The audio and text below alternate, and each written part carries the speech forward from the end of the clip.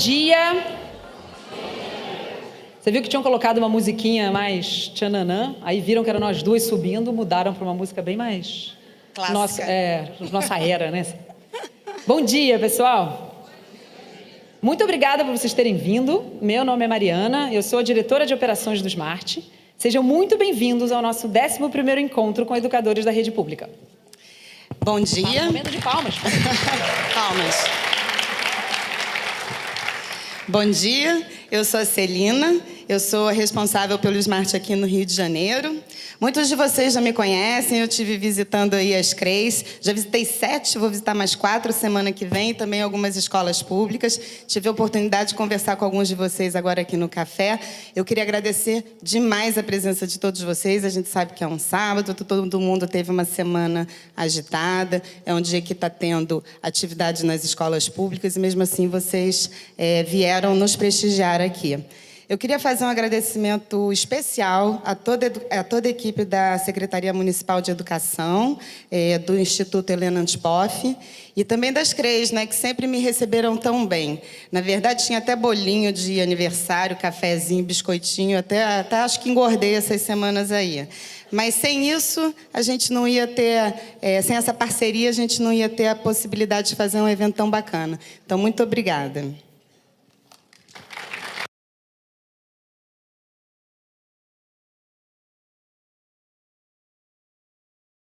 O Smart é um instituto privado, sem fins lucrativos, que dá acesso à educação de excelência e abre as portas para jovens estudantes de famílias de baixa renda sonharem mais alto e chegarem mais longe.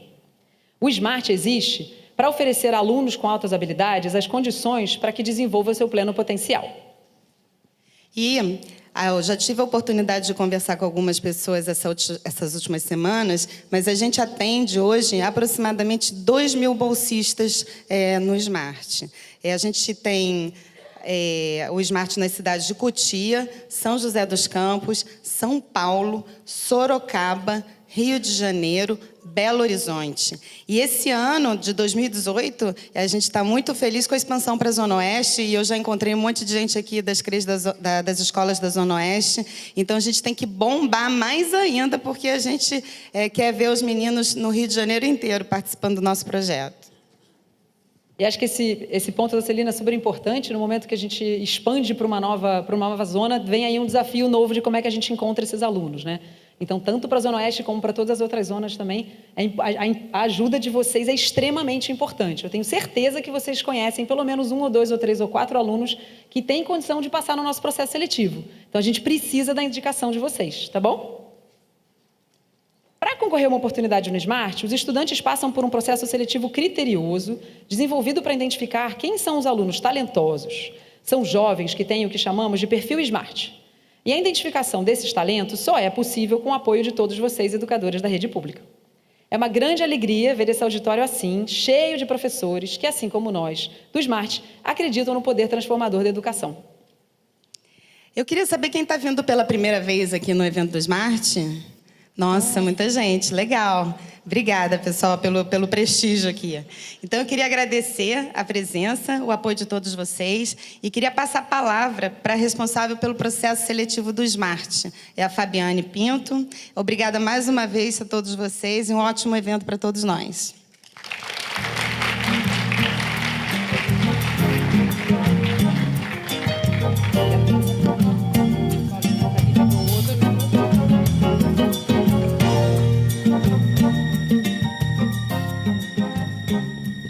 Bom dia a todos. Esse é o momento que eu dou uma primeira respirada para já não chorar, né, gente? Quem já me conhece sabe, porque é muito emocionante, né?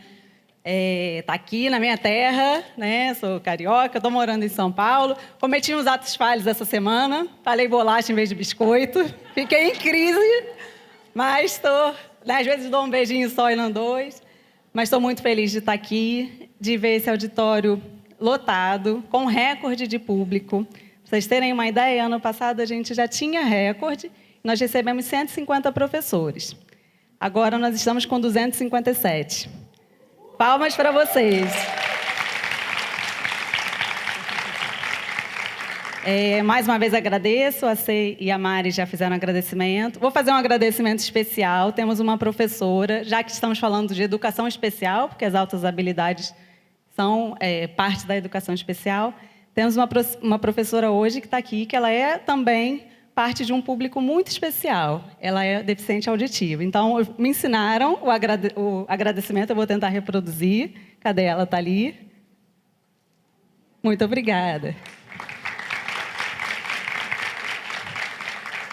Bom, pessoal, o objetivo desse evento é trazer, sim, algumas informações sobre o SMART, sobre o processo seletivo, homenagear os professores que se destacam, que estão em parceria com a gente, mas também a gente sempre traz um tema para reflexão. E a nossa causa, que é a identificação de talentos acadêmicos, é algo que nos inquieta muito. Todo ano, nossa equipe, todo o SMART está em busca do melhor para esses alunos, para o desenvolvimento desses alunos. E, como as meninas também já falaram, temos o desafio de achar esses jovens. E eu pergunto a vocês, eles existem nas escolas de vocês? Quem acha que sim, levanta a mão. Com certeza, Então, temos algumas provas bem concretas de que eles existem e daqui a pouquinho a gente vai aprender um pouco mais sobre esse universo imenso e incrível das altas habilidades, especialmente as acadêmicas. Tá? Antes da gente começar, vou passar a agenda para vocês, podem acompanhar no telão. A gente já está aqui nesse momento de abertura. Em seguida, a gente vai ter uma palestra muito especial, feita com muito carinho, muito cuidado, com base nas perguntas que vocês já nos enviaram no momento da inscrição. Recebemos mais de 100 perguntas, repassamos todas para a professora Ângela Virgulin, que veio de Brasília para fazer essa palestra para a gente. E ela fez uma apresentação muito dedicada, muito focada nas demandas que vocês já trouxeram. Tá? Em seguida, a gente vai ter a apresentação de alguns dos projetos do SMART. Depois nós temos na hora do café. Gostaram do café inicial? Estava bom? Eu não provei, mas se vocês gostaram, então está certo. O segundo eu vou lá com vocês para a gente provar juntos. Depois a gente tem nosso famoso bloco de homenagens. O reconhecimento para os educadores que participaram do processo seletivo no ano passado. Temos novidades esse ano. E depois a gente vai falar do processo seletivo em si. Como vocês podem identificar os talentos acadêmicos nas escolas e também indicá-los para o projeto do SMART ou para outras oportunidades que sejam interessantes, mas para vocês conhecerem um pouquinho de como é o projeto aqui. Tá? E, por fim, a gente tem o nosso tradicional sorteio. As pessoas que não colocaram a fichinha na urna, na hora do coffee ela vai estar lá para vocês colocarem antes da gente fazer o sorteio. Tá bom?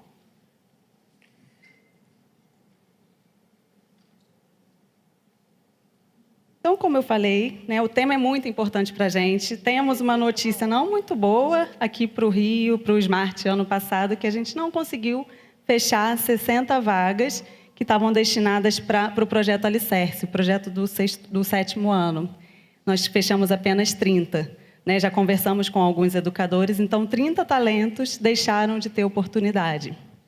Isso é muito grave. E a gente está com força total para buscar esses alunos. Fizemos propaganda no ônibus. Alguém já viu propaganda do ônibus do SMART? Os meninos já viram, Então, a gente está tentando de todas as formas, mas a gente sabe que o principal agente nesse processo de identificação são vocês. Por isso, também trazer esse tema. E essa causa nos inquieta muito, porque se esse talento não encontra uma oportunidade que vá desenvolver esse potencial, a gente sabe que eles vão para outros caminhos, infelizmente não tão bons. Então, gente, é um problema nosso, sim.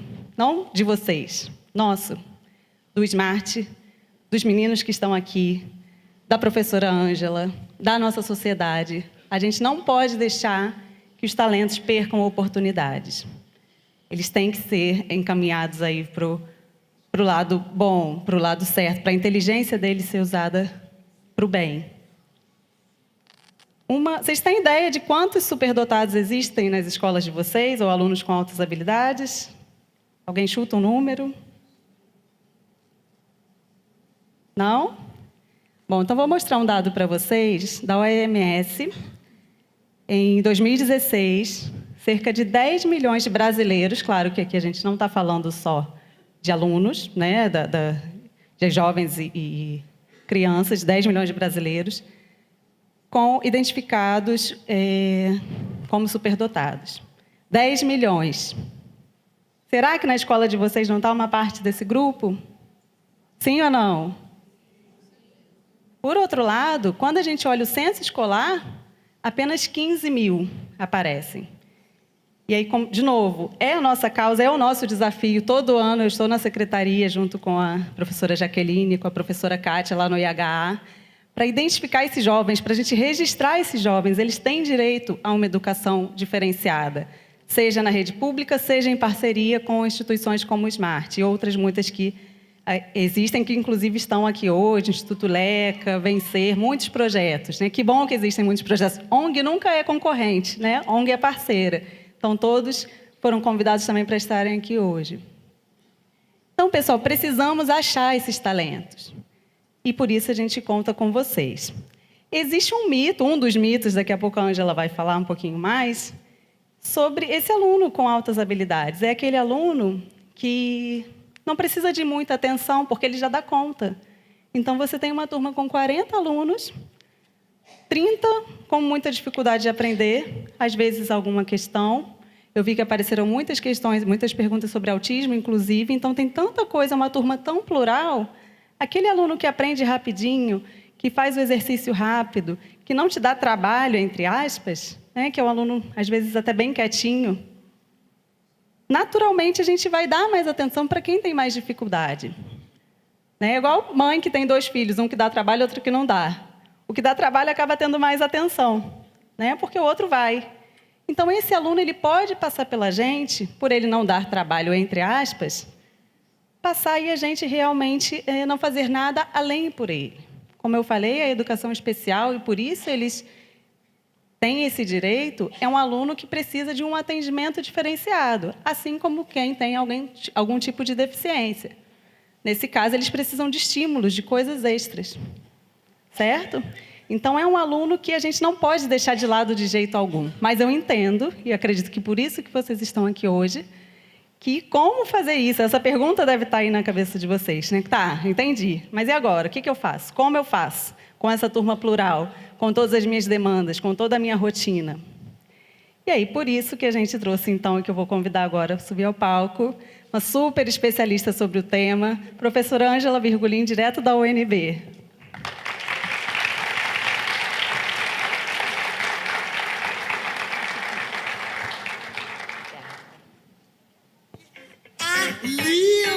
Diga lá, Paulinha, diga lá, diga lá. Os meus olhos coloridos me fazem refletir. Yeah. Eu estou sempre na minha e não posso mais fugir. Olá, bom dia, pessoal. Muito obrigada pela presença de vocês, massiva. Não vejo uma cadeirinha vazia aqui. E é muito bom para a gente que é professor, que trabalha nessa área, como eu, de altas habilidades, a gente vê tanta gente interessada nesse tema e ver uma instituição como o Smart, né, trabalhando em prol dessas crianças com altas habilidades. Eu tenho trabalhado nessa área há 25 anos, sou da Universidade de Brasília, e fiz meu doutorado na Universidade de Connecticut, nos Estados Unidos, com o Dr. Renzulli, que é a pessoa com quem a gente tem trocado ideias teóricas sobre o que fazer para essas crianças com altas habilidades. Muito do trabalho do Smart se baseia no potencial e nas teorias que a gente ouve, que a gente trabalha, que a gente escuta a respeito das altas habilidades. Eu vou trazer um pouquinho para vocês dessa teoria. Tá? O meu objetivo aqui hoje é trabalhar as características da superdotação e muitos de vocês que estão aqui, né, os alunos Smart, com certeza vão se reconhecer nessas características. Ter um pouquinho da consciência dos mitos que cercam a área, porque esses mitos é que fazem com que, às vezes, vocês, professores, e professores que muitas vezes também são pais de pessoas com altas habilidades, talvez tenham dificuldade de identificar essas crianças, esses jovens. Então, vamos falar um pouquinho desses mitos e refletir sobre o papel do professor, de vocês, como ser um professor efetivo e, junto a isso, afetivo na questão das altas habilidades. Então, quando a gente fala em altas habilidades, a nomenclatura que a gente usa aqui no Brasil é altas habilidades / superdotação, mostrando as duas áreas, porque quando a gente fala, você é superdotado, aí a pessoa fica meio assim, superdotado? Não, Einstein era superdotado, será que eu sou também? Então, a gente nem gosta muito de usar essa nomenclatura, a gente usa mais o talento. Poxa, né? Vocês reconhecem o talento de vocês com facilidade, com certeza, vão perceber. Então, talvez seja mais fácil falar aluno talentoso, aluno brilhante, né? Que eu acho que vocês vão se reconhecer melhor. Mas quando a gente fala em superdotados, vem muitas vezes na nossa mente uma galeria como essa. Ops, já apertei errado. Uma galeria como essa, né? De pessoas que, com certeza, nós vamos colocar no patamar mais elevado. Pessoas que se destacaram por suas realizações criativas, deram contribuições positivas para a humanidade e elevaram o conhecimento humano, as ciências, a tecnologia, a cultura, as artes, a patamares inusitados. Bom, mas quando a gente olha essa galeria, nós vamos pensar, eles nasceram assim, né?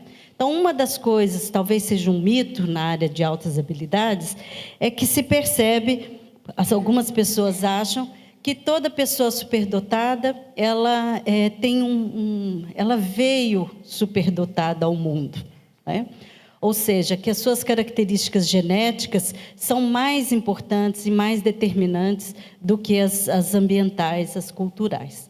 As pesquisas mais recentes dizem que não é bem assim.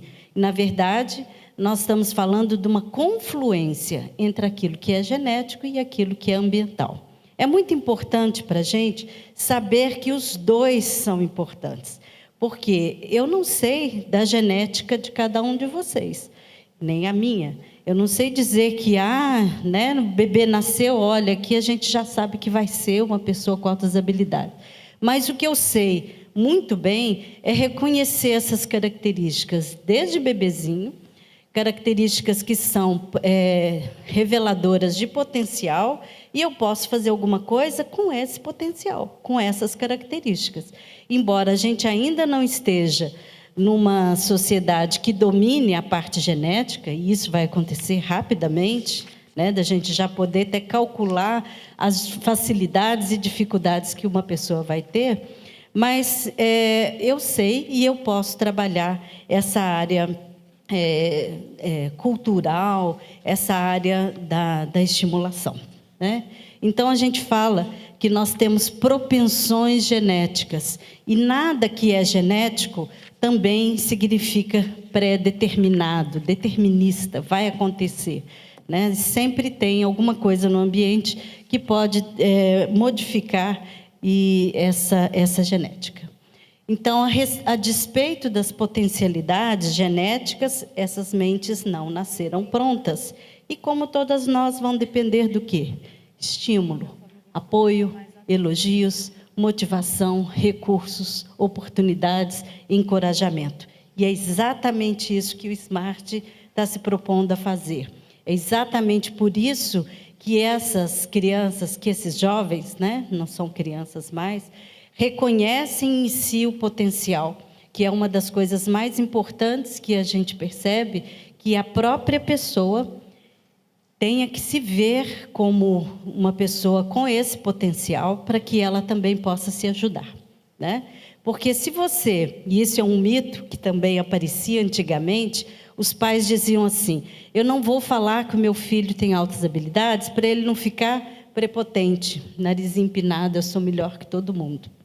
Mas isso faz parte da educação, né? Não. Os pais ensinam para a gente, quando é pequenininho, se não ensinam, deviam ensinar, que a gente não nasceu melhor que ninguém. Nós, sim, temos comportamentos ou aprendemos coisas que nós fazemos melhor do que os outros. Mas isso não, por si só, não me faz uma pessoa melhor do que o outro, né? Então, a educação ensina essa humildade para nós, porque você pode ser bom numa coisa e não ser tão bom em outra, né? Nós temos a nossa inteligência, ela é setorizada. Então, eu tenho algumas características, por exemplo, vantajosas na área da linguagem, né? Mas elas podem não ser tão boas assim na área da matemática, por um exemplo. Então, quando a gente diz para uma pessoa que ela é talentosa, nós queremos dizer, tenha consciência dos seus pontos fortes, tenha consciência daquilo que você faz bem e se ajude para você ir para frente, né? Mas isso não quer dizer que você tem que ficar com o narizinho, né, para cima e falar, eu sou o melhor, né? Estou me achando. A gente pode fazer isso entre nós, mas, na verdade, cultivar dentro da gente essa humildade, né? Então, nós precisamos, sim, isso foi até uma pergunta que foi lançada aqui pelos professores, qual a importância da realização, da pessoa se conscientizar que tem altas habilidades, né? Então, uma das coisas é essa realização pessoal. Enquanto você faz uma coisa que você gosta, que você tem talento, você se realiza. Você percebe que você está tendo oportunidade de fazer uma coisa não só para você, às vezes para outra pessoa, para a sociedade. Você percebe que com isso você está se tornando uma pessoa mais completa, mais realizada. Então, essa realização é que vai levar o indivíduo a procurar por um bom caminho, um caminho ético, um caminho, né, de bons valores, para que ele possa desenvolver esse potencial da forma correta. Por outro lado, também é muito bom que vocês tenham a consciência de que, se vocês receberam, né, nasceram com ou desenvolveram essa habilidade, é hora também de fazer alguma coisa pela sociedade, né? De poder ajudar outra pessoa que talvez não tenha tanta habilidade quanto vocês, ou que tenha, mas não tiveram as oportunidades. Então, ajudar o entorno, participar de pesquisas, participar de atividades que vão promover esse potencial, isso tudo é muito bom. Uma pesquisa muito antiga, da década de 40, começou a apontar uma coisa que hoje nós sabemos que é verdade. A questão de como você identificando esses potenciais, tendo consciência do seu potencial, como isso faz bem para a sua saúde mental, né? Então, essa pesquisa vem da professora Leta Hollingworth, nos Estados Unidos, na década de 40, que trabalhou com pessoas com QI muito elevado. Quando a gente fala de QI, nós estamos colocando que o QI médio, que está no 50, no percentil 50, equivale a 100, tá? Então, as pessoas com alto potencial geralmente vão ter 110, 120, 130, né? E aí para frente de QI. Isso medido pelos testes psicométricos. Quando a Leta fez essa pesquisa, ela pegou as pessoas com um maior desenvolvimento, né, no teste da época, que era o Stanford Binet, e eles tinham 180. Então, tinham uma capacidade muito elevada. E ela viu 3 problemas acontecendo. Primeiro, vejam se isso não é muito atual, se a gente não percebe isso. Ausência de hábitos adequados de trabalho, porque as pessoas com altas habilidades na área acadêmica, em geral, aprendem muito rápido, com muita facilidade. E aí, vai estudar para quê? Né? Se eu já sei, se o professor explicou, eu já entendi, ou nem explicou, mas eu vi no livro, ou vi no santo Google, né? Já aprendi tudo que eu tenho que aprender. Então, não tem essa coisa de ficar se dedicando a trabalhos escolares, a leituras e tudo mais. Então, não se empenhava na escola, passava muito tempo sonhando acordado, porque você está ali desperdiçando o seu tempo precioso, e é assim que o jovem se sente, né? Ouvindo coisas que não está valendo a pena. E ir à escola é perda de tempo. Tem uma distância muito grande entre o que a escola pede e o que ele poderia fazer. Então, um aluno com altas habilidades gosta de ser desafiado. É um desafio interessante, não é um desafio para uma coisa que eu não sei fazer, mas aquele desafio que, com um pouquinho mais de esforço, eu dou conta. E isso é ótimo para essas pessoas. Ela também observou que eles tinham dificuldades nas relações sociais, que, embora se empenhassem para ter amigos, muitas vezes não tinham pessoas no grupo de amigos que compartilhassem os interesses. Isso porque, em geral, eles se desenvolvem rapidamente. Em geral, eles gostam de um tema específico, 2 temas específicos, e vão se aprofundando tanto nesse tema que não encontram outras pessoas que acham tão interessante. Eu tenho um filho adotivo de 12 anos, ele adora aviões, adora, né? E aí ele já fez tudo que ele podia fazer, ele começou pequenininho a fazer aviões de Lego, ele tem uma excelente capacidade espacial, o teste dele deu um QI de 150 para a área espacial. Então, assim, é uma responsabilidade que eu sinto também. Nossa, o que eu vou fazer com essa criança que se desenvolveu tão rápido? E como ele gosta de aviões, o que ele gosta de fazer é baixar aplicativos que falam sobre aviões, ele vê os aviões andando em tempo real, ele quer saber onde que eu estou, que avião que eu peguei, quantas turbinas tinha esse avião, como é que são os flaps, como é que são isso e aquilo. E quando ele vai para a escola e comenta isso com os melhores amigos, eles não estão nem aí, nem respondem, né? E houve um dia que, na aula de robótica, o professor apresentou um programa sobre aviões. Ele ficou admirado, chegou em casa falando, foi a melhor aula que eu tive na vida e tal. Só ele gostou da aula, os outros não gostaram. Então, imagine como é, né, para você que gosta desse tema muito específico e não tem com quem compartilhar. Então, com quem você compartilha? Pessoas mais velhas, adultos, né? Pessoas que você... Então, o blog que ele mais gosta de assistir é de um piloto de avião de, sei lá, 50 e tantos anos, 60 anos, já aposentado, e que fica contando as coisinhas das viagens, de não sei o quê. Ele adora. Então, um pouco é isso que a gente vê, que às vezes acontece esse isolamento. É necessário muita intervenção de pais, de família, para que a gente ajude essa criança a ter pares da idade dela e comece também a ter outros interesses. Não é fácil, né? Mas a gente pode tentar. E a outra coisa é a vulnerabilidade emocional. É uma das características que eu acho mais consistente entre esse grupo, que é um grupo heterogêneo, cada um tem uma característica diferente, mas eles são sensíveis, né? Eles são pessoas que a gente tem que ter cuidado para conversar. A gente tem que ter cuidado com os sentimentos. Esse meu filho mesmo, Mariana, que está ali, minha aluna, conhece, a gente fala assim para ele, um dia eu falei para ele, Lulu, larga de ser bobo, isso assim, assim, alguma coisa que ele falou. E ele começou a chorar, das lágrimas e no pé. Que tipo de mãe é essa que fala que o filho é bobo, né? Então, assim, não quis te chamar de bobo, eu usei uma expressão. Então, é assim, é esse cuidado que a gente tem que ter, essa vulnerabilidade que, às vezes, deixa a pessoa num campo difícil, porque a sociedade não trata a gente tão bem assim, né?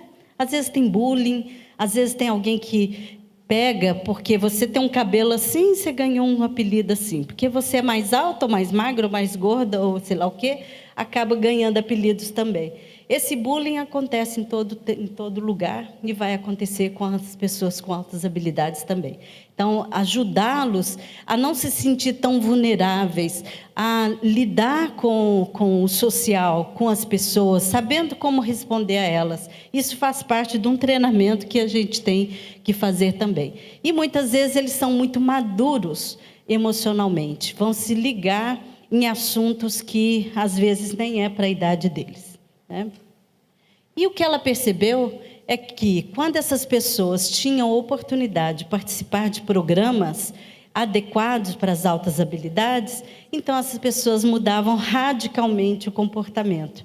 Eles passavam a atuar de uma forma adequada, porque o grupo onde ele passa a conviver é um grupo que tem pessoas com necessidades especiais como eles, necessidades de ser desafiado, necessidade de ir mais profundamente em um tópico e de ser aceito. Então, quando você está num grupo como o Smart, você começa a ver que nós todos somos bem parecidos, nós temos coisas muito em comuns, e aí parece que as coisas começam a ficar mais fáceis. Estou certa? Vocês pensam assim também?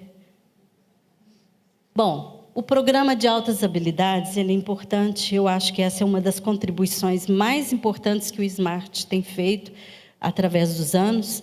Ele diminui o risco do jovem se envolver em delinquência e atos antissociais. Nós estamos cada vez mais com nossos filhos soltos numa sociedade brutal, violenta. Aqui no Rio de Janeiro, nós todos sabemos como a situação tem se tornado calamitante, se existe essa palavra, e é uma coisa que nós precisamos pensar, né? As crianças pequenas, 7, 8 anos, que já estão indo para a rua, elas têm que crescer com valores morais bem definidos. Será que nós estamos dando isso a elas?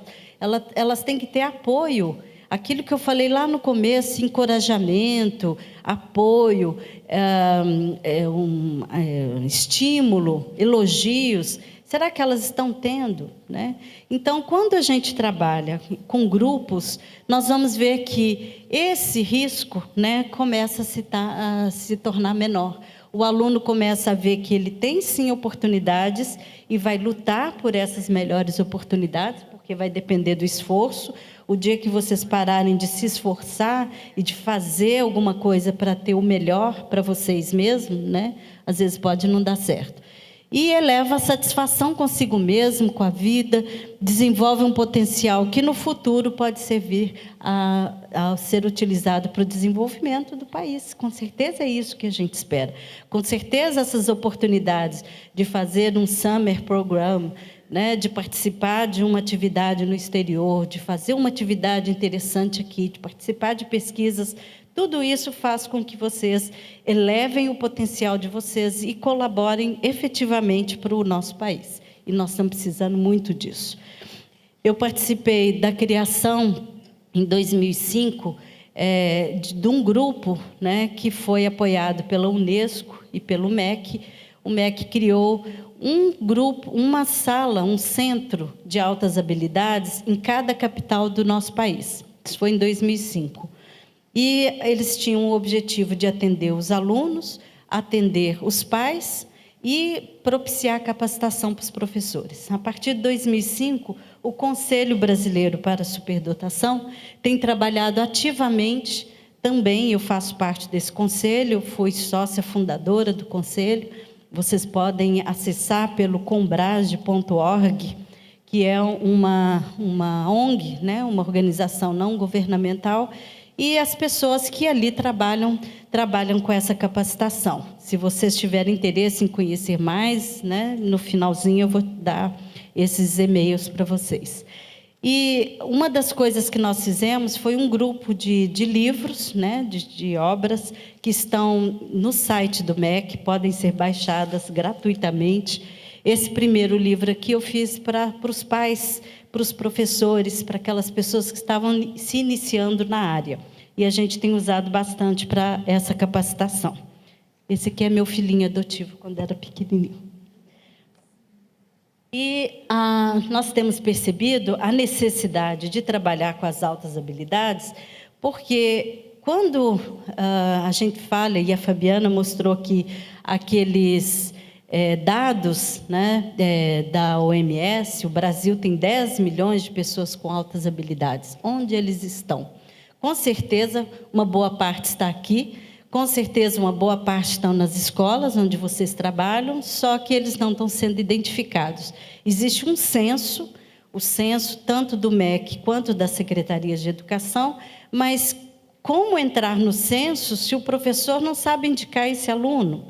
Então, como ele vai dizer que aquele aluno tem que estar lá?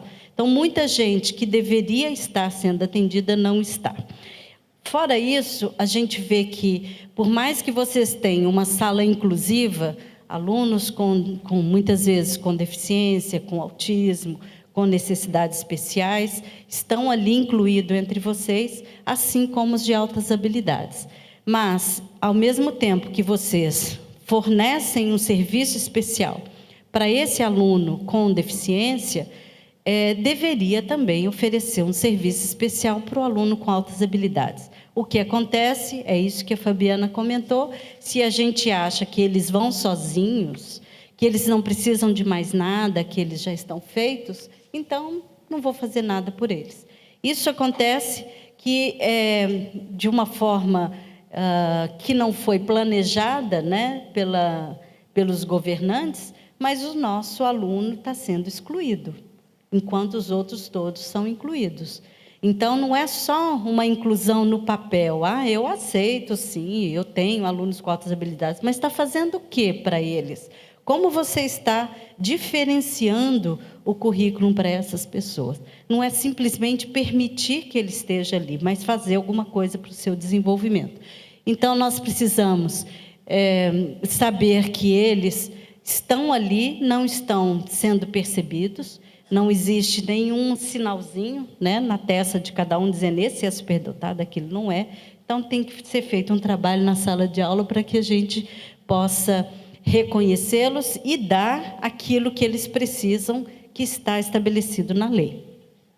E, muitas vezes, o que eles deixam de fazer é não entendendo quem são essas pessoas, nós também deixamos de trabalhar suas necessidades, né? As necessidades de uma pessoa brilhante, ela é diferente. É uma necessidade de, muitas vezes, física de material, né? Eu preciso de um computador mais avançado, onde eu estou não tem nem internet, como é que eu vou trabalhar?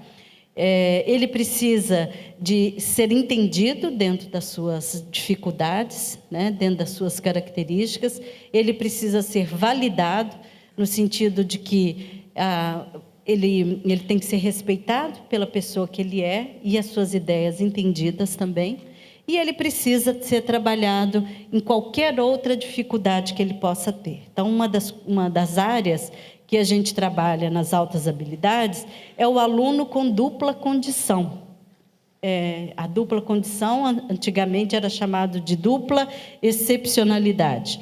Como a gente não fala mais da pessoa com altas habilidades como sendo excepcional, esse nome já saiu, já está em desuso há muito tempo, nós também, então, chamamos essas pessoas de pessoas com dupla condição. A dupla condição, o que é? Eu tenho uma dificuldade de aprendizagem numa área, mas em outra área eu tenho uma facilidade imensa.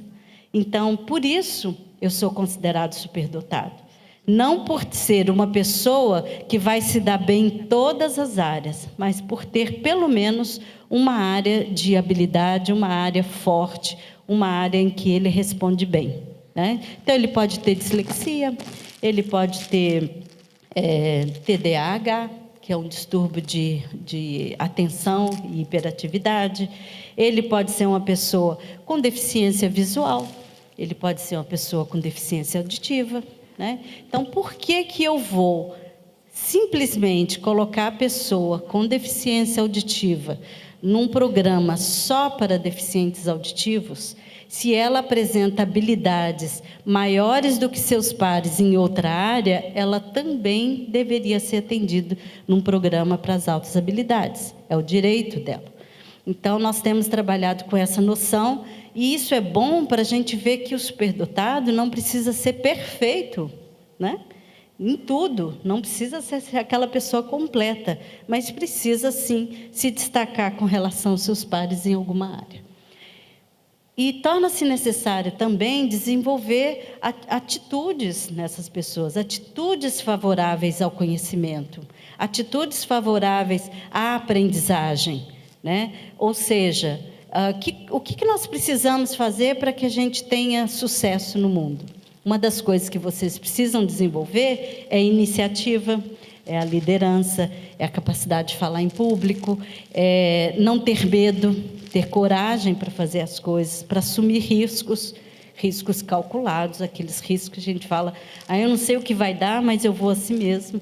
Então, são essas habilidades que a gente chama de cognitivas, que vêm junto com as cognitivas, mas são emocionais, de personalidade, de atitudes, são essas que a gente precisa, então, trabalhar para potencializar esse potencial. Esse é meu netinho, que gracinha, filho de músicos. Eu adoro apresentar minha família nos meus slides. Um menino que está sendo muito valorizado, né? Porque a família inteira é de músicos, o pai, a mãe não, que é minha filha, não é música, mas ela é produtora musical. A avó, o avô, os tios, primos, a família inteira que ou tocam, ou cantam, ou fazem alguma coisa, e ele está sendo desenvolvido nesse meio. O que é uma coisa importante, seja qual for a habilidade que a criança apresente, o que nós precisamos fazer? Encorajar, né? Dar oportunidades para ela desenvolver do jeito que ela precisar. Então, vamos ver que desafios são esses que a sociedade nos coloca em termos de mitos a serem trabalhados. Um deles diz respeito aos próprios termos, porque a gente não sabe o que a gente está falando quando eu falo é precoce, ou é prodígio, ou é um gênio. Então, o precoce são crianças que apresentam alguma habilidade prematuramente desenvolvida, em qualquer área. Então, nós falamos precoce quando ela lê cedo, quando ela começa a fazer continhas de matemática muito cedo, quando ela anda antes de 1 ano de idade, geralmente, as crianças estão andando aos 9 meses, 8 meses, quando ela passa esses marcos do desenvolvimento de uma forma muito rápida. Então, o precoce, ele tem um desenvolvimento mais rápido de alguma coisa que todo mundo vai chegar lá, só que ele chegou mais cedo. Tá? Já o prodígio é uma criança que domina uma habilidade em nível de adulto. Isso nem todo mundo vai ser um prodígio. Aqui eu coloquei uma foto do Mark Yu, aqui aos 9 anos, tocando no Royal Albert Hall de Londres, com o pianista chinês Lang Lang. Se vocês entrarem na internet, vocês vão ver vídeos lindos desse menino tocando assim, como uma divindade, né? Então, ele tem uma habilidade que nem todos nós vamos ter em algum momento, é aquela habilidade que é dele, mas que, em idade muito precoce, começa a se desenvolver de uma forma maior. E nós vamos ter o gênio, que são aquelas pessoas que estavam na galeria que eu mostrei inicialmente. Aquelas que fizeram uma mudança no mundo e que a gente vai dizer, antes de Picasso, depois de Picasso. Antes do Einstein, depois do Einstein. Aquela pessoa que mudou alguma coisa. Por isso, quando a mídia coloca lá, é um pequeno gênio, a gente, né, quem é da área, fica sendo incomodado, né? Eles não são gênios ainda, mas quem sabe um dia serão, e isso vai depender do nosso ambiente.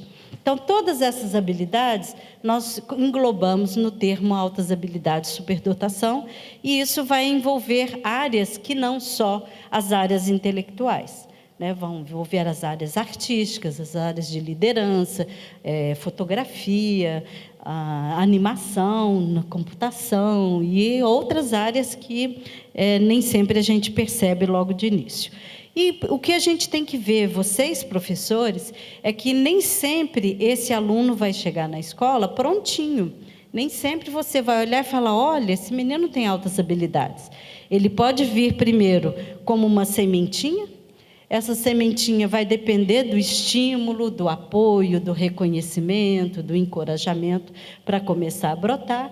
E a gente espera que um dia ela vai ser essa plantinha linda, que é o que o Smart está fazendo. Né? O Smart viu esse potencial, testou, trabalhou, reconheceu, está dando oportunidades, está fazendo com que vocês se desenvolvam para que vocês possam chegar a ser lindos assim. Já são. E, então, essa definição é muito simples. A gente diz habilidade superior em qualquer área do desenvolvimento significa um superdotado. Essa é a minha orientadora, a professora Eunice Alencar, pessoa com quem eu trabalhei desde o início da minha vida profissional, e o professor Feldhusen, dos Estados Unidos, que trabalhava as áreas teóricas nessa parte. A definição brasileira é importante porque ela diz, apesar de antiga, ela está mostrando que as altas habilidades se dão em quaisquer áreas, né? Então, embora aqui no Smart a gente esteja trabalhando com a capacidade intelectual superior, na escola vocês vão encontrar esse potencial dividido em outras áreas também. E o mais importante é que o sinal, né, que vocês vão poder identificar muito antes de enviar essa criança para um psicólogo, para fazer uma testagem, vocês vão ver que elas vão ter rapidez e facilidade em desenvolver alguma coisa na área de interesse delas. Então, a gente está sempre falando de área de interesse, porque não é em tudo, não são em todas as áreas, mas naquilo que interessa a elas. Um dos mitos que a gente trabalha é esse: se é superdotado, tem que tirar boas notas. Por que isso é um mito? Porque nem todo mundo tira boa nota em todas as áreas, em todas as disciplinas, mas em algumas, sim, né? O Renzulli, com quem eu trabalhei, que eu disse que eu estudei na universidade sobre a orientação dele, tem uma teoria muito interessante chamada Teoria dos Três Anéis, que colocam esses 3 anéisinhos como sendo os componentes das altas habilidades. Uma pessoa tem uma habilidade acima da média, a média, quando a gente compara com os pares, as pessoas na sala de aula, né? Não precisa ser uma habilidade muito superior, mas alguma coisa que já dê para destacar. Ele apresenta, isso é muito importante, um grande envolvimento com a área que ele se interessa, com a atividade que ele esteja fazendo. Às vezes, até difícil de tirar esse menino da atividade, porque ele está muito obcecado por aquilo. E a criatividade, que começa nos anos iniciais como imaginação, e a escola deveria estar estimulando mais o desenvolvimento da criatividade, embora isso não esteja no nosso currículo, no currículo brasileiro. E aí a gente percebe que um papel fundamental para a alta habilidade no adulto, que é a criatividade, não está sendo explorada no ambiente escolar. Então, às vezes, o que a gente vê são pessoas brilhantes, mas com pouca capacidade de criar. Quando essas 3 coisas estão juntas, a gente tem a superdotação, que ela vai ser a confluência desses 3 anéis. O Renzulli também coloca, voltando aqui, que ela não se dá no vácuo, mas está dentro de um ambiente. Então, esse é um ambiente que dá o suporte, o encorajamento, o apoio, e que vai trabalhar os traços de personalidade das pessoas para que elas possam apresentar esses comportamentos. Tem 2 tipos de habilidades que vocês podem ver na sala de aula. Um é o escolar e o outro é do tipo criativo-produtivo. São as diferenciações que o Renzulli faz. O do tipo escolar é o que a gente mais costuma ver. A pessoa que tira boas notas, rapidez de aprendizagem, tem uma boa memória, um bom raciocínio verbal e numérico, ou verbal ou numérico, ou as 2 coisas, né? Geralmente tem um bom vocabulário, precisa de pouca repetição e tem aquele perfil de agradar os professores, porque é um bom aluno, né? Que professor que não gosta desse? Que professor que não gosta, vírgula. Tem professores que não gostam, porque aqueles alunos que se aprofundam muito numa área, costumam, às vezes, corrigir o professor. Falar, você errou, né? E aí puxa seu pé, você fez isso, não é assim, olha, professor, eu sei. E tem professores que se ressentem com isso, ressentem do aluno saber mais do que eles, e aí vai puxar o tapete do aluno, né? E a gente não acha isso uma coisa legal. A gente tem que estimular, independente se ele sabe mais ou sabe menos que a gente. Então, esse é o perfil mais comum e é o perfil da maioria de vocês que são da área acadêmica. Mas a gente tem a necessidade de olhar para a área da criatividade. Então, as pessoas com o tipo criativa, produtiva, eles são produtores de conhecimento. Isso quer dizer, são criativos, originais, têm vários interesses, gostam de brincar com as ideias, são pessoas que veem humor em situações que outros não veem, né? Não ligam para as convenções e muitas vezes o professor não percebe esse aluno em sala de aula porque ele é bagunceiro, porque ele atrapalha a turma, porque ele está sempre respondendo na frente dos outros ou fazendo alguma coisa para atrapalhar. E esse perfil faz com que o professor não veja as altas habilidades dessa pessoa. Mas é exatamente esse o perfil que a gente quer cultivar em cada um de vocês. Não fiquem, né, aprendendo apenas por aprender. O ensino não pode ser mais esse que a gente fica memorizando, como eu falei ali para os meus repórteres do Gazeta, como é que é? Gazeta Smartiana, né? A escola tem que mudar. A escola não pode ser mais aquela que fica pedindo para o aluno repetir. Ela tem que ensinar vocês a procurar esse conhecimento, a ter ideias originais, a juntar coisas, né, que eu estou pensando. O mundo de hoje, ele é um mundo que muda muito rápido. A informação que está ali para nós, cada dia ela é diferente. Se você pegar a área de tecnologia, é uma área que muda, assim, super rapidamente. Tanto que você compra um aparelho, seja um celular, seja um computador, em 2, 3 anos ele está obsoleto, você precisa trocar porque ele já não tem mais os aplicativos que você precisa. Então, o mundo muda muito rápido e a gente tem que mudar com esse mundo.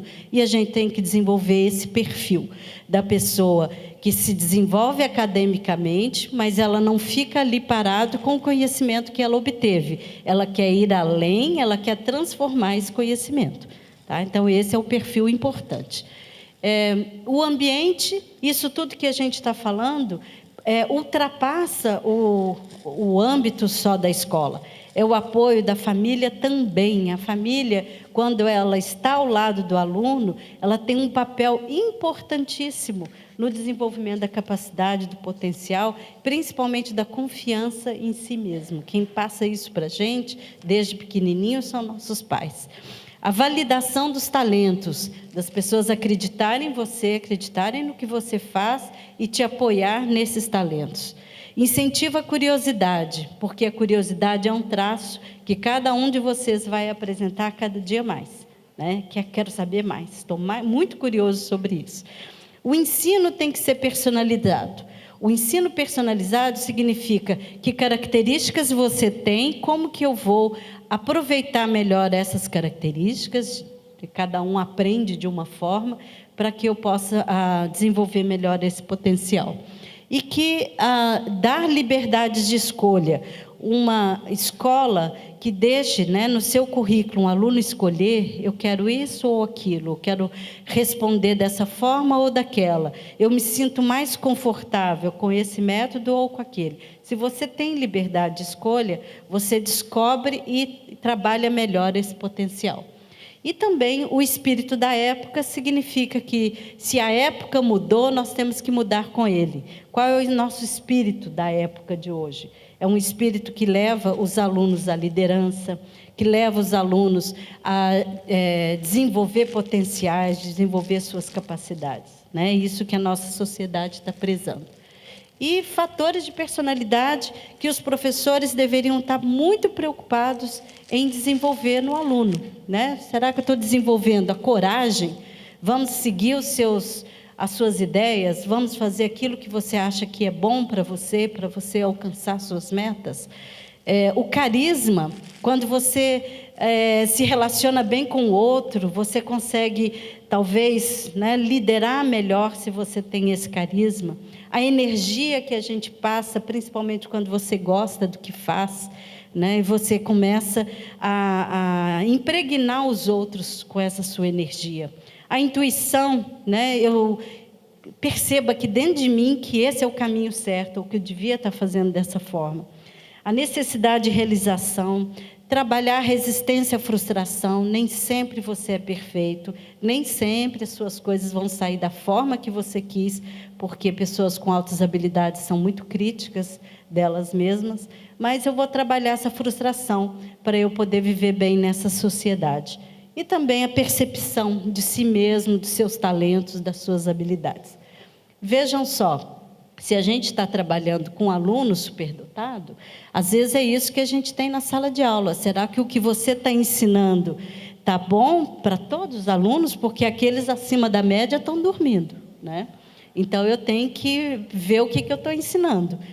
E a superdotação não vai aparecer em todas as pessoas, claro. Vai aparecer já 10 minutos, em algumas pessoas, em algum momento da vida delas, da vida escolar. Por exemplo, na 7ª série você adorou o que estava sendo dado, né? A parte de história, de geografia, você estava achando ótimo. No 8º ano, aquilo mudou a questão da história, mudou o enfoque, mudou o professor, eu detestei, fiquei lá no cantinho, fiquei calado, ninguém percebeu que eu estava gostando. Então, é isso que o Renzulli quer dizer. Em alguns momentos, esses comportamentos que mostram as nossas habilidades aparecem mais do que em outros momentos. A nossa tarefa é estar sempre atento, né? E se a gente não estimular, essa habilidade pode sumir, né? Então, a gente precisa dela desenvolvendo isso. Então, essas pessoas não são um grupo homogêneo, isso é um mito. Então, elas precisam de um currículo diferenciado, que atendam às necessidades escolares, às suas habilidades específicas, às suas áreas de interesse específicas, e direcionar vocês para o mundo do trabalho. E o que o mundo do trabalho está exigindo hoje? Pessoas qualificadas, pessoas com conhecimento, mas também pessoas criativas, né? Veja só. Nossa professora tem uma teoria interessante. Ela diz que ensinar é como jogar boliche.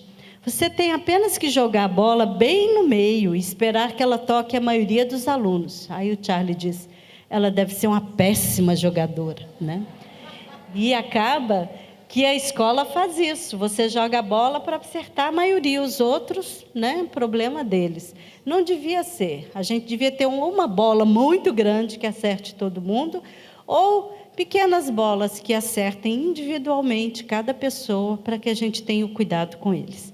O modelo do Renzulli é um modelo, agora esse livro dele está na 3ª edição, eu fiz a tradução desse livro, está pendente aí a publicação, e a gente quer mostrar que tem formas, né, de ensinar, de enriquecer o trabalho com essas crianças, e é isso que esse livro está mostrando. Então, ele vai dizer que o currículo, primeiro, tem que ser um currículo flexível, um currículo aplicado à realidade. Ele não pode ser longe daquilo que as pessoas... Porque, senão, eles não têm interesse. Se não chegar perto da realidade deles, às vezes, não demonstram interesse nenhum. Tem que ser um currículo imaginativo, que apelem para a imaginação da pessoa, que ela possa juntar áreas, que ela possa fazer opções maiores, né? O aprendiz, nós temos que aprender a entender e a conhecer cada um dos nossos alunos, conhecer os seus interesses, como é que eles aprendem, qual o estilo individual de cada um aprender, quais são as características. Se ele é um menino mais sensível, talvez na sala de aula você tem que ter uma abordagem diferente para ele, né? Se ele é um menino mais esperto, talvez ele tenha que ter mais espaço também na sala de aula, para ele andar, para ele mexer. E a gente talvez tenha que pensar menos em disciplina e mais em acertar cada um dos nossos alunos. Outra coisa importante é verificar os interesses de cada um, quais são as suas aptidões, quais são os seus estilos de aprendizagem. Eu traduzi esse livrinho aqui também da equipe do Renzulli, chama Altas Habilidades Superdotação, manual para gerar, esqueci o que é, o aluno, guiar o aluno desde a definição de um problema até o produto final.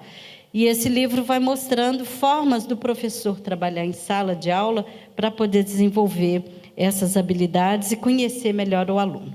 No Brasil, a gente trabalha atualmente com 2 abordagens bem interessantes. Uma é esse manual de identificação de altas habilidades, da professora Soraya e da professora Suzana, né? Já está publicado, e ele vem com escalas de características que você pode aplicar diretamente, é feito para o professor. A outra identificação está no livrinho que vocês receberam aí na pastinha, é da professora Cristina Delu, daqui do Rio de Janeiro, trabalha na Universidade Federal Fluminense, colaboradora do SMART, né, Fabiana? E ela tem essa listagem também que nos ajuda a ver os comportamentos de altas habilidades para poder indicar essas crianças. E o professor, né, como é importante que ele saiba o que está trabalhando, conheça profundamente a sua disciplina, porque alunos com altas habilidades questionam o professor se ele sabe ou se não sabe. Tem que ser alguém que ame apaixonadamente o que ele faz, o que ele ensina, porque é isso que a gente passa para o outro, é o brilhinho no olhar do professor, e muitas vezes você escolhe aquela disciplina, aquela área de interesse, porque aquele professor bateu aqui no coraçãozinho. E isso é importante a gente saber. E ele precisa saber também técnicas. Que técnicas eu tenho na sala de aula para motivar o aluno, para fazê-lo entender melhor. Então, esse professor ele tem que ter um conhecimento sobre uma ampla variedade de tópicos, tem que trabalhar com um currículo que seja flexível, adaptado a cada um. Essas são imagens de algumas das minhas aulas. A gente trabalha muito com dramatização, com escolhas de atividades que vocês queiram fazer dentro do nosso currículo. Então, a gente tem que ser inovador, não fazer aquilo que os outros fazem, mas procurar a sua forma, né, dar a sua assinatura. E também criar esse ambiente afetivo, de aceitação do aluno, um ambiente que a gente se sinta bem, que seja acolhedor para todo mundo, né? E, que eu já falei também, a gente tem que dar atenção para essa inteligência emocional, né? É uma área que está crescendo aqui no Brasil, falar dessa área, desde a publicação do Goleman sobre inteligência emocional. E nós temos que ver que ela tem várias áreas, né? Temos que perceber a emoção, compreender, raciocinar, gerenciar e regular as próprias emoções. Isso é uma coisa que os nossos alunos precisam fazer, isso deveria ser ensinado na sala de aula, isso devia ser um espaço a ser trabalhado em sala de aula, por meio de jogos, por meio de atividades que façam os alunos falarem um pouco de si mesmos, se mostrarem também. Essa é minha filha, com meu netinho. É importante estimular o tempo inteiro, promover um desenvolvimento afetivo e social satisfatório para a criança superdotada, um ambiente de apoio, de carinho, de atenção às suas necessidades, ter modificações no ambiente escolar, de forma a prevenir e redirecionar de forma positiva as dificuldades que ela pode encontrar no ambiente. E aqui algumas sugestões de leituras, né, para quem estiver interessado. Esse último livro aqui recebeu o prêmio Jabuti de 2015, na categoria da Pedagogia e Educação. E a gente é uma coletânea, né, que eu organizei com vários assuntos das altas habilidades. O Toque Toque Plim Plim e o Cabrum, né, que eu comentei aqui com meus gazetianos. São livros que desenvolvem a criatividade das crianças, então tem uma parte teórica, mas tem uma parte a ser feito com os alunos também, é bom começar desde pequenos. E a gente tem outros livros também, outros artigos muito interessantes, que não deu tempo de falar aqui, mas ficam, né, convites para vocês conhecerem mais a área, por meio, por exemplo, do Conselho Brasileiro para a Superdotação. Nosso próximo congresso vai ser 25 a 27 de outubro, em Campo Grande, vocês estão convidados. E eu deixo também meu e-mail para quem, né, quiser entrar em contato, fazer perguntas e pedir alguma coisa, dinheiro não, tá? Pode pedir literatura, indicação, tá bom? É isso aí, gente. Obrigada, viu?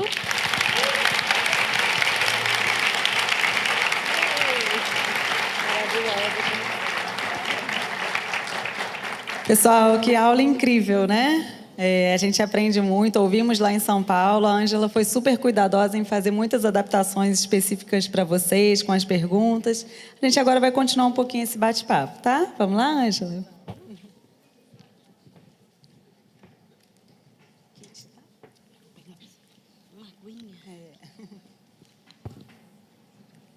Bom, como eu falei, as perguntas que vocês fizeram, a gente já baseou a apresentação em boa parte delas, tá? Então, nós escolhemos 3. Sei que são poucas, né? A gente queria passar o dia inteiro com a Ângela perguntando para ela responder, mas nós escolhemos 3. Por outro lado, a gente vai mandar as respostas para vocês na nossa próxima newsletter, que é um informativo que a gente manda por e-mail. Todo mundo que se cadastrou no evento vai receber, tá bom? Então, vamos à nossa primeira pergunta. Uma pergunta vinda, né, dos professores que, no momento da inscrição, fizeram. Como seria o trabalho com um aluno que tem altas habilidades na sala de recursos? Como trabalhar as habilidades sociais, que a Ângela acabou de falar, né, que é algo que está vindo muito à tona, da inteligência emocional também. E se trabalhar por projetos é uma boa opção? Bom, aqui no Brasil, em termos de secretarias de educação, em termos de Ministério da Educação, nós trabalhamos, como eu disse, com o modelo do professor Renzulli. E esse modelo, ele traz o trabalho em sala de aula bem esquematizado, mostrando, primeiro, que com alunos superdotados, por que a gente trabalha em projetos? Que é respondendo à última questão. Sim, trabalhamos em projetos. Porque a ideia de se trabalhar é fazer com que o ensino seja cada dia mais indutivo e menos dedutivo.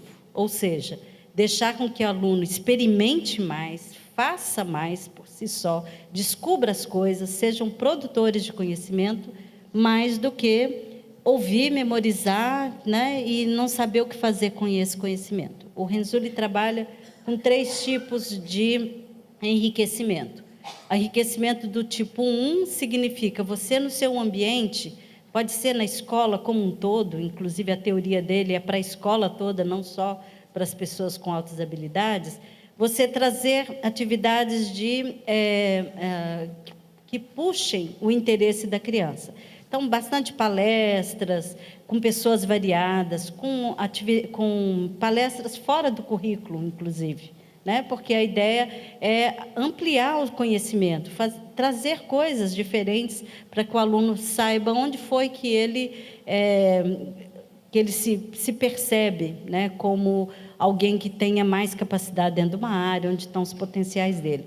Então, palestras, viagens de campo, levar as crianças para visitar um museu, uma exposição, coisas que vão acontecendo na cidade, né, e a gente trabalhar isso de uma forma mais ampliada. No modelo do tipo 2, nós vamos ver aqueles interesses que eles tiveram e trabalhar capacidades. Por exemplo, fazer entrevista é fácil? Quer dizer, os meninos que me entrevistaram ali há pouco tempo, eles precisaram aprender, porque que tipo de pergunta que a gente faz? Não é uma coisa que a gente... Né? Você tem que gastar um tempinho para você... Não nasceu sabendo, né? Como é que você faz a pergunta? Como é que você escuta o que a pessoa falou e depois você adianta, né, o assunto? Então, a pessoa tem que ter essas habilidades. Então, habilidades do tipo 2 é como fazer. Como fazer entrevista, como procurar na internet, como utilizar um aplicativo, como aprender alguma coisa que você precisa, inclusive habilidades sociais. Então, é no tipo 2 que, às vezes, a gente para tudo na escola para discutir... sei lá, os alunos descobriram, estão conversando com gente fora da escola, num chatzinho, achando que é um aluno e, de repente, é um adulto, né? Aquelas coisas que a gente vai ouvindo e fala, gente, nós vamos parar um pouquinho aqui para falar sobre violência, para falar sobre como eu me sinto nessa situação, para falar de mim mesmo e etc. Então, todas as habilidades sociais são trabalhadas na sala como parte desse currículo maior. E, por fim, a gente tem as atividades do tipo 3, que são os projetos. São projetos individuais. Cada um gosta de uma área, tem talento para uma área específica e lá nesse programa ele se permite que ele desenvolva a área do interesse dele. Então, não é aquela coisa, hoje é dia do índio, todo mundo vai fazer coisas ligadas ao índio. Não é isso, né? É simplesmente saber o que cada um quer e como nós desenvolvemos esse potencial por meio dos interesses dos alunos. Então, acho que com isso eu respondi todas as 3 perguntas, mas tem sim que ter um modelo diferenciado para a pessoa com altas habilidades. Muito importante também que uma pergunta que surgiu, né, quando a gente estava avaliando, o que fazer no Rio de Janeiro se existem salas de recursos, né? Então, existe sim. Tem toda a equipe do Instituto Helena Antipoff. Cadê os representantes do Instituto? Podem levantar a mão? Que bom. Bem representados aqui. Cada CRE tem um responsável, falando no município, né? Eu sei que hoje tem outros municípios aqui também, Duque de Caxias, Nova Iguaçu, Itaboraí, temos outras pessoas hoje aqui também. Mas no município do Rio existe, e aqui no Rio, né, existe essa centralização também, que é um diferencial. Em São Paulo, por exemplo, não tem esse instituto que cuida de toda a educação especial. Aqui a gente tem esse super reforço do Instituto Helena Antipoff. Então, acionem as CREs e o Instituto para auxiliar também nesse encaminhamento para a sala de recursos. Certo? Bom, segunda pergunta. Como aproveitar as altas habilidades dos alunos no processo de construção do saber coletivo na sala de aula, sem tolher ou superestimar o aluno que apresenta essas altas habilidades? A palavra aqui, chave, seria acolhimento, né? E muitas vezes a gente vê que a pessoa com altas habilidades não se sente acolhida na sala de aula, nos seus interesses, naquilo que ela gostaria de saber mais, né? Então, ao mesmo tempo, isso faz parte daquele professor que já procurou saber o diferencial de cada um, aquele professor que está atento. Eu sei que isso é complicado. Quando a gente fala em 7º ano, 8º ano, 9º ano, ensino médio, complicado você conhecer um aluno no meio daqueles tantos outros alunos, com um currículo, com aulinha de 50 minutos e aquela correria toda. A gente sabe disso, mas eu conheço muitos professores que dão conta e bem do recado. Ele vai passando por cada um, ele conhece seus alunos pelo nome, ele se interessa, porque se você se interessa, isso passa a ser uma coisa até comum, né? Natural. E quando você conhece esses alunos, você conhece os interesses dele, você começa a também chamar a atenção para a sala de aula. Ao usar um exemplo, você pode dizer, sim, Luiz, você que gosta de avião, né? Olha só, estou explicando esse negócio aqui, mas tem a ver com isso ou com aquilo. Então, buscar o interesse do aluno, reconhecê-lo, colocá-lo ali dentro, ao mesmo tempo que o aluno vai percebendo que, enquanto ele tem interesse por uma área, o outro tem interesse por outra, o outro por outra, ele não é bom em tudo, né? Mas naquela área que ele é bom, ele se sente bem, ele tem prazer em conversar com os outros, e ele vai se sentir cada vez melhor em ser notado, em ser estimulado. Então, é isso que a gente quer dizer para os professores. Não passe na sua turma como se eles fossem fantasminhas, né? Todo mundo merece esse respeito, de você saber quem é, dê um sorriso, elogie seus alunos, fale com eles olhando nos olhos, né? Há pouco tempo, meu filho chegou na escola dizendo que foi um péssimo dia, porque o professor entregou, vocês já viram que ele tem essa supersensibilidade, entregou as provas para cada um, chamou o fulano e entregava a prova para cada um. Na hora dele, ele disse que o professor fez assim, Luiz, não olhou para ele e passou a prova aqui, não entregou na mão dele. Isso fez toda a diferença para ele. Ele achou que ele foi excluído, né? E eu fui conversar com o professor, e claro que ele não sabia que ele tinha feito isso, gente, né? A gente não percebe essas coisas, e não foi por querer, não foi intencional. E eu pedi para ele assim, vamos fazer só um teste, olha, hoje ele tirou 2 na sua prova. Mas se você conversar com ele, dar uma atenção, será que muda alguma coisa? E aí o professor começou, né? Às vezes nada demais, só assim. E aí, Luiz, beleza? E aí, tudo bom? Cabelo, legal o seu cabelo hoje. Sei lá, falasse alguma coisa com ele. E ele chegou em casa dizendo, nossa, o professor está mudado, o professor está me notando. Isso é importante. Resultado, 7,5 na prova. Era a prova de português. E eu fui lá mostrar para ele. Falei, olha, nós fizemos um experimento simples.